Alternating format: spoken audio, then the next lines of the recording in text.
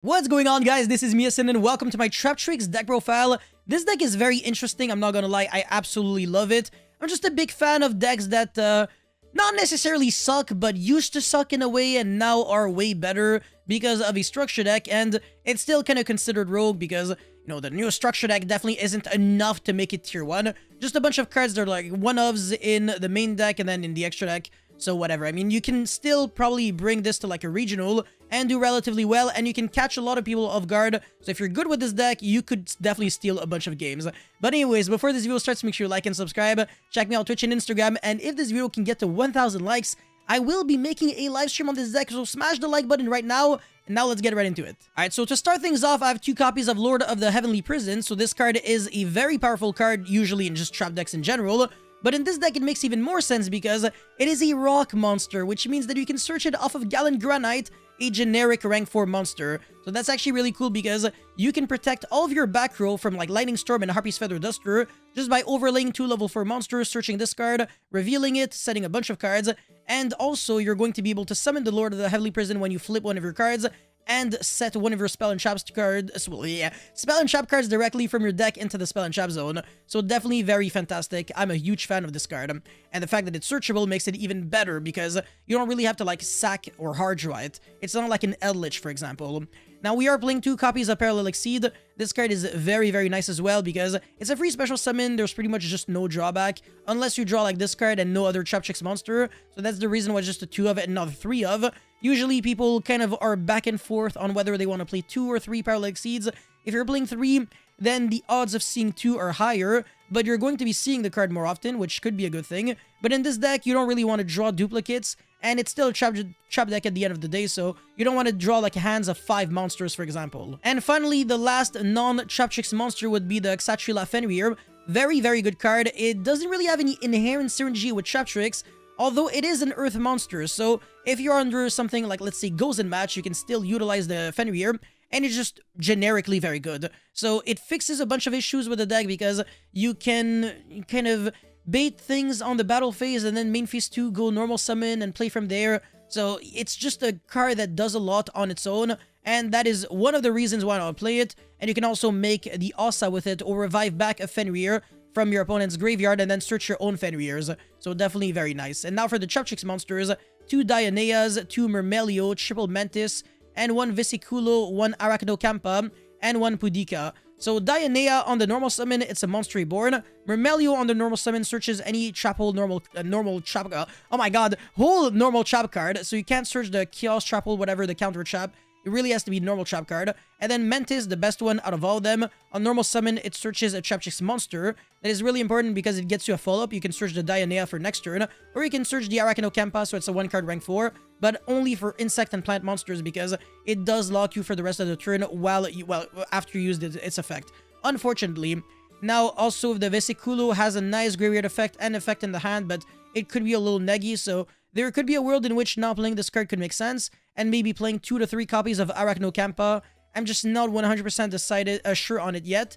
And finally, the Pudica, on normal summon, it searches the field spell, and on special summon, it's basically like a Farfa, honestly. And on special summon, the Dionea kind of allows you to reset back one of your whole normal trap cards from the graveyard into the spell and trap zone, but during your next end phase, you have to banish it, but at the same time, you can circumvent that by bouncing it back with the Mantis, and then setting it back again, because it will no longer be the exact same card. So that's really cool. And then Myrmelio on the special summon, it's a mandatory effect to destroy a spell or trap card your opponent controls. So even if your opponent doesn't have any back row, you still use the effect, which triggers the effect of Serra.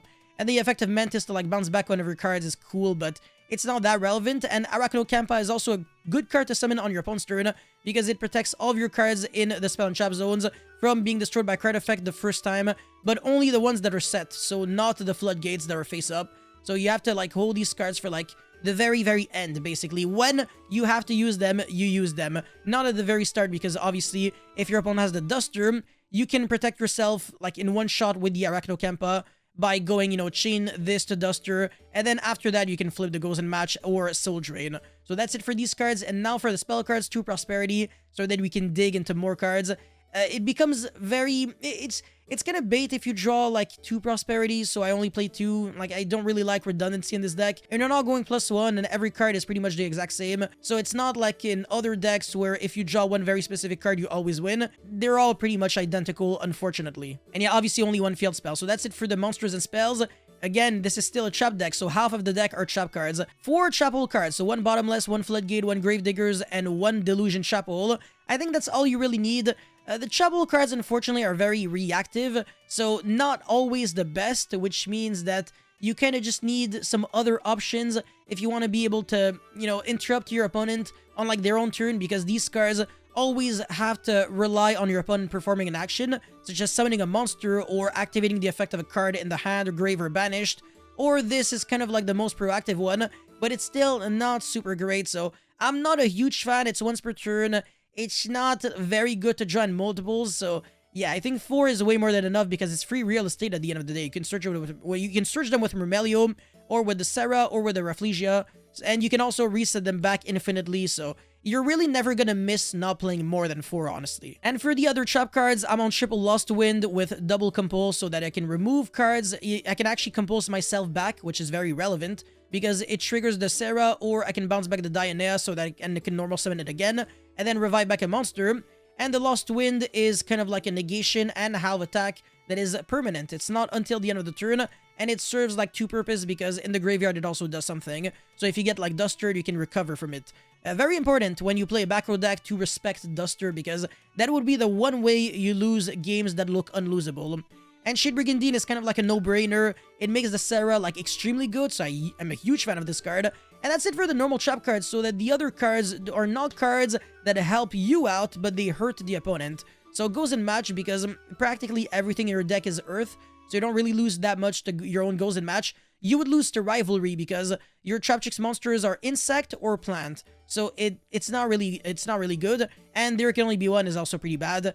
And then 2 Soul Drain and triple Solemn Strike. So Soul Drain really doesn't, you know, you really don't care about not being able to use any monster effects in the grave. The only one that has a graveyard effect is Vesiculo, but it's never gonna come up because you can't even use this graveyard effect when you have cards in the spell and trap zone anyways. So yeah, this is pretty much just like no drawbacks for you at all. And if you're playing against like tier elements, for example, these cards are really nice. And finally, triple copies of Solemn Strike. Again, it's just a good card, but it doesn't really help you in any way, shape, or form. And for the extra deck, I'm on Zeus with the Pinguicula. Oh my god, I keep messing that one up. So yeah, it's a cool card, but I don't really think you need the Alomeris. This is the Monster Reborn. This is kind of like a searcher. And whenever a monster that is owned by your opponent is sent to the graveyard or banished by a card effect, you can attach one of them to this card as a material, so it's actually really nice against tier elements as well, because you can prevent them from using like their tier effect of fuse whenever it is sent to like the graveyard, for example. So really cool card. And now, of course, the Redoer with the Shade Brigandine, it's even better. Galen Granite searches Lord of the Heavenly Prison or Nibiru. Baguska, Dweller, Rafflesia, very obvious. And then for the links, access code BLS Link. BLS Link is also an Earth monster, so you can summon it under Gozen. And if you use like Fenrir or the Lord of the Heavenly Prison, it becomes like very annoying to out. So I'm a huge fan of this card. And now Traptrix Atopus, the Link 3 monster that honestly never comes up. Asa, as well as the Kularia and triple copies of the Serra. And for the idea section, I feel like the majority of the cards are very self-explanatory, so I'm not gonna waste too much time. Nibiru because of Galen Granite, Pancratops because you can search it when you crash the Asa, Chaos Hunter, D-Shifter. It's a trap deck, so you can go like Shifter and then next turn, normal summon, search, set a bunch of cards past turn, and your opponent pretty much lost the turn, so it's not too bad. Lancia with the Sanctum so that you can dodge evenly matched. Alomeris is not too great. Unicorn, Phoenix, Cerberus is an Earth, so not too bad. Cosmic Cyclone, meh. Call by the Grave, evenly destructive Daruma Carba Cannon. Makes you lose your own Serra because it's not a card effect but a game mechanic, so I don't really recommend playing this card. It can hurt you, but still not too bad. And finally, Shadow Imprisoning Mirror against tier element. So that's pretty much it for this video. Thank you guys so much for watching. Don't forget to like and subscribe, and I'll see you guys very soon. Peace.